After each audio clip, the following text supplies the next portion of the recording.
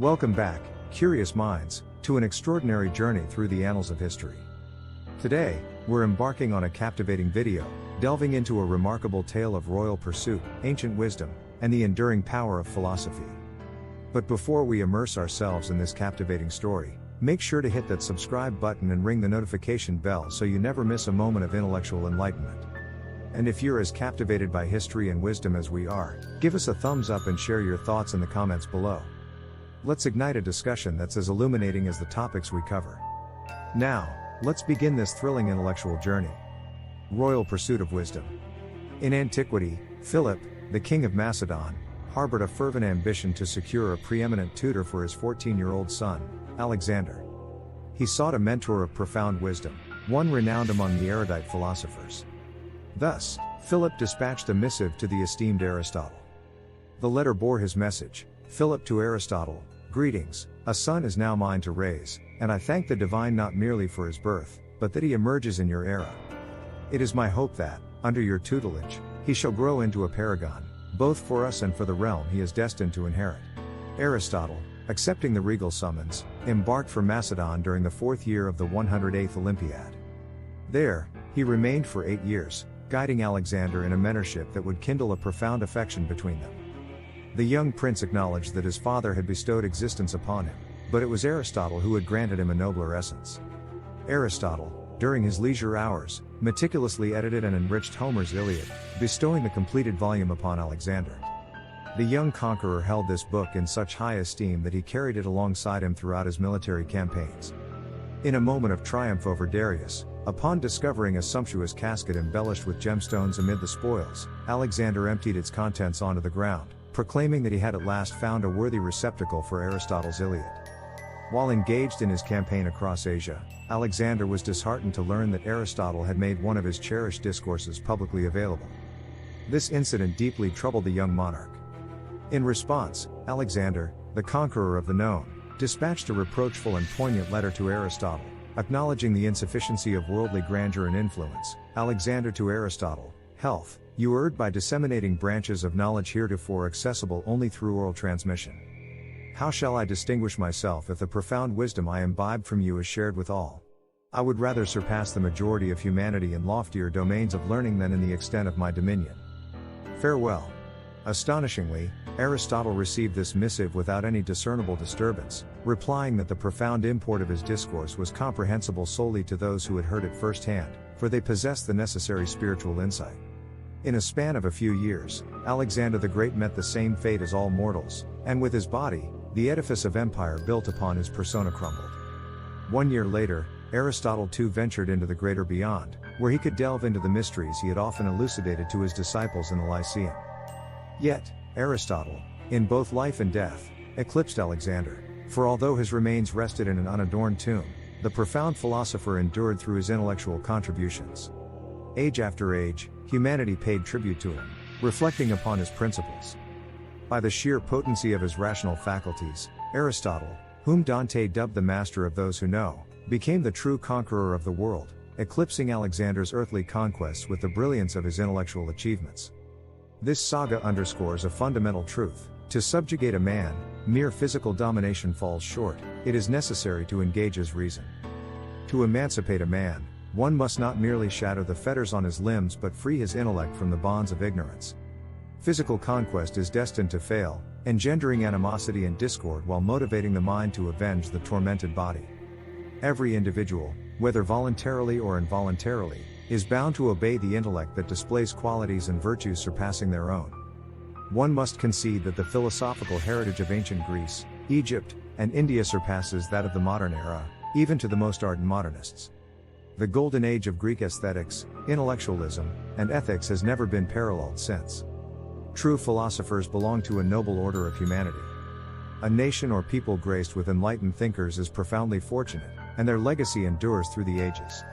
In the renowned Pythagorean school at Crotona, philosophy was deemed indispensable to human existence. One who failed to grasp the significance of rational thinking could scarcely be considered truly alive. Consequently, if a member, through inherent waywardness, either willingly departed or was forcibly expelled from the philosophical fellowship, a headstone was erected for them in the communal burial ground. To forsake intellectual and ethical pursuits, re-entering the material realm of sensory illusion and false ambitions, was regarded as a death to the realm of truth. The Pythagoreans viewed a life enslaved by the senses as spiritual death, while they perceived death in the material world as spiritual life. Philosophy bestows life by unveiling the dignity and purpose of existence. Materialism brings death by numbing or obscuring the faculties of the soul, which should respond to the enlivening impulses of creative thought and ennobling virtue. How far beneath these ancient standards are the laws by which individuals live in the 20th century? Man, a magnificent creature endowed with boundless potential for self-improvement, often turns away from the inherent ability to comprehend the noblest truths of existence. Driven by the pursuit of false standards, he plunges into the abyss of material illusion. The prime years of his life are devoted to a futile endeavor to establish himself as a lasting power in a world of impermanence. Slowly but surely, the memory of his existence as a spiritual being fades from his consciousness, and he fixates on the mundane world, descending from the pinnacles of selfhood into the shadowed depths of transience. He regresses to the level of the beast, grappling in a brutish manner with the problems arising from his limited understanding of the divine plan. The laws by which people live in the 20th century bear little resemblance to the profound wisdom of those bygone days. In contrast to the beauty, truth, and goodness that is known to him, man is willing to squander the exquisite and profound, both within and outside him, in pursuit of worldly ambition. The realm of philosophy, that enchanting garden where the sages reside in a brotherhood of wisdom, slips from view, replaced by a world of stone, steel, and heartlessness. Mesmerized by the allure of gain, humanity gazes upon the grotesque visage of greed and is petrified. In this modern era, science is preoccupied with cataloging physical knowledge and delving into the ephemeral facets of nature. Its practical findings, so-called, tighten the bonds of physical limitation around man. Religion, too, has grown materialistic. The grandeur and dignity of faith are now measured by real estate holdings, grand edifices, and financial statements. Even philosophy, which once formed a mighty bridge between heaven and earth, stands as a prosaic and heterogeneous amalgamation of discordant ideas. Its beauty, dignity, and grandeur have waned.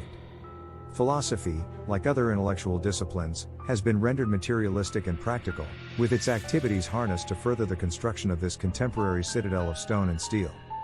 Among the so-called learned, a new breed of thinkers is emerging, termed the school of the worldly wise. Convinced that they represent the zenith of intellectualism, these scholars have appointed themselves the ultimate arbiters of all knowledge, human and divine. They assert that mystics must have been epileptic, and most saints were neurotic. They proclaim God to be a product of primitive superstition, the universe to lack any particular purpose, immortality to be a figment of the imagination, and individuality to be an accidental confluence of cells. Pythagoras is said to have suffered from a bean complex, Socrates was an infamous drunkard, St. Paul was afflicted by seizures, Paracelsus was deemed a charlatan, Count Cagliostro a mountebank, and Count Saint Germain the greatest rogue in history. What connection do the profound concepts of history's enlightened sages and redeemers share with these twisted products of modern realism? Across the globe, people oppressed by the soulless systems of modernity yearn for a revival of the lost era of beauty and enlightenment, a return to the profound in the highest sense. Some are awakening to the realization that current civilization, in its present form, is on the brink of collapse. The chilling embrace of coldness, commercialism, and material efficiency is impractical. Only that which allows for the expression of love and idealism merits pursuit. The world quests for happiness, yet remains uncertain in its search. It must learn that happiness crowns the soul's pursuit of understanding. The peace of the inner self can be secured only through the recognition of boundless goodness and infinite achievement. Despite humanity's geocentrism, an innate impulse beckons them to philosophy, not to a specific philosophical doctrine, but to philosophy in its broadest and most comprehensive sense. The grand philosophical institutions of the past must be resurrected, for they alone can part the veil between the world of causes and the world of effects. Only the mysteries, those sanctuaries of wisdom, can reveal to humankind that greater, more resplendent universe, the true home of the spiritual being known as man. Modern philosophy has faltered by constraining thought to mere intellectual processes. Materialistic thinking offers no more guidance than materialism itself. The power to think authentically is the savior of humanity.